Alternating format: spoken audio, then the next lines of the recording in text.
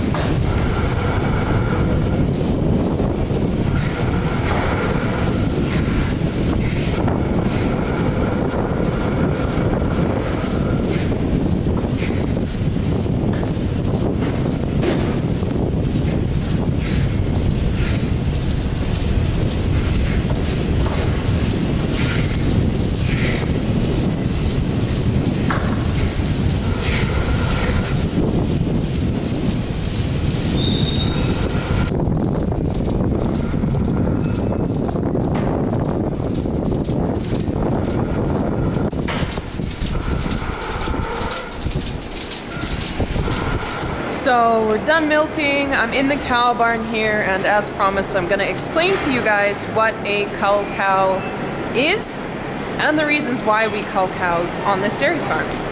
So the definition roughly of a cull cow is a cow that must leave the herd for whatever reason. So sometimes we will cull cows based on certain qualities that just don't work within our herd or are detrimental to the cow herself in her quality of life. On this farm, we have 5 main criteria that will get a cow to be culled, and if she meets more than 1 or 2 of these criteria, she will most likely be put on the cull list. First, we have general health. Second, we have conformation. Third, we have temperament. Fourth is fertility. And 5th is somatic cell count. So going off the list, health is really important for a cow, especially for her quality of life and her milk production. So a cow that is sick obviously won't produce a lot of milk. We will do our absolute best to make sure that these cows are happy and healthy, but sometimes there's just a prolonged illness that won't allow them to get better. We actually had the vet out today and he diagnosed one with pneumonia, chronic pneumonia, so unfortunately a cow like that just isn't going to get better, so she will finish off her lactation and then she will be a cull cow. Our second reason for culling is conformation. Conformation is the overall general appearance of a cow based on body parts. So we've got a whole chart that describes what the desirable conformation traits are in a cow. For example, she has to have a good rump structure, she's got to have good feet and legs. We prefer dairy cows to have a very round barrel so that they can take in more feed and produce more milk. If there is something wrong with her legs, she won't be able to carry herself over to the feed, and then she won't eat, and then consequently won't be, producing a lot of milk. So a lot of our decisions are based off of the cow and how well she moves around the barn, If a cow has good conformation, she will most likely last longer in the barn because she's got the body parts to carry her forward in life. It's kind of like some people don't have very strong joints. It's harder for them to do sports. Somebody who has really strong joints has an easier time of doing sports. Temperament isn't a huge reason for culling, but we very infrequently will cull based on temperament. Some cows just do not want to cooperate in the milking parlor. They're constantly kicking. Some cows running around in the barn here won't lock up in these head lockers, and some of them are actually very, very difficult to work with. These cows sometimes rile up the rest of the herd, which is something that's not really acceptable in a dairy barn, because if you have somebody riling up everybody else, then it tends to get really difficult to work with the rest of the herd. Next we have fertility. A cow that can't get pregnant can't produce milk because a lactation starts when she has had a calf. So if you're having a cow that has had to be AI'd 10 times, which we have had that in this barn, she will be made a cull cow because a straw of semen costs around $50. So you guys do the math. It starts to get expensive if you keep trying to get the same cow pregnant and she's just not catching. Another reason why we cull cows is somatic cell count. So somatic cell count is where milk must contain less than 400,000 individual cells per milliliter, and a milk sample testing greater than that will end up being a high cell count cow or receive a penalty. So if a cow is consistently milking in the high cell count range, we'll actually milk her out and then use that milk for the calves and pasteurize it so that it's not going into the main body of the milk tank. We actually get penalized very heavily if the general bulk tank somatic cell count is too high. So it's very, very important for us to pick cows to stay that are within that good somatic cell count range. And then obviously for dairy cows, if they're not producing a lot of milk for the lactation that they're in, it's also a reason why we might cull a cow. It's important to note that culling is not always to the slaughterhouse. It is mainly what happens on this farm. However, in some cases, culling means just selling.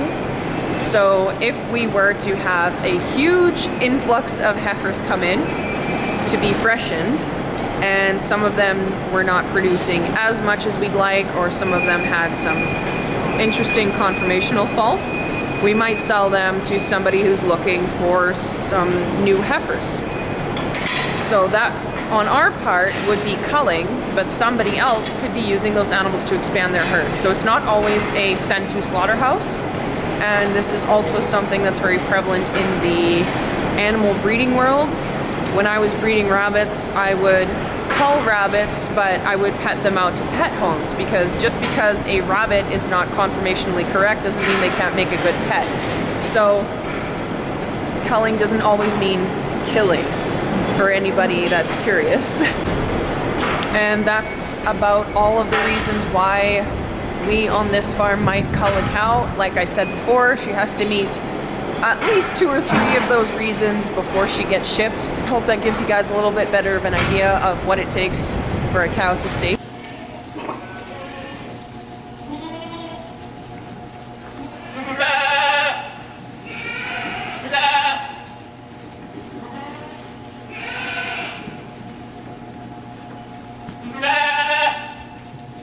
What?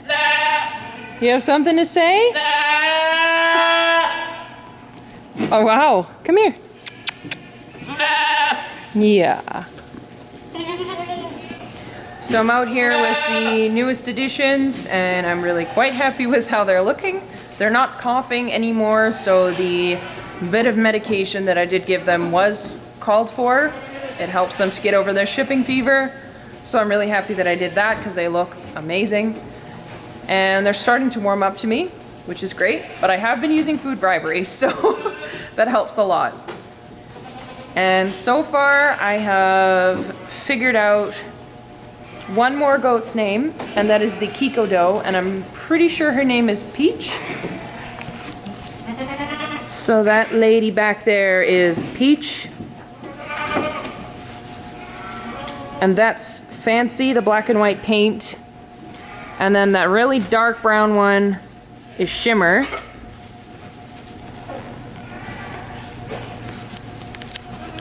And then I still need to figure out a couple more.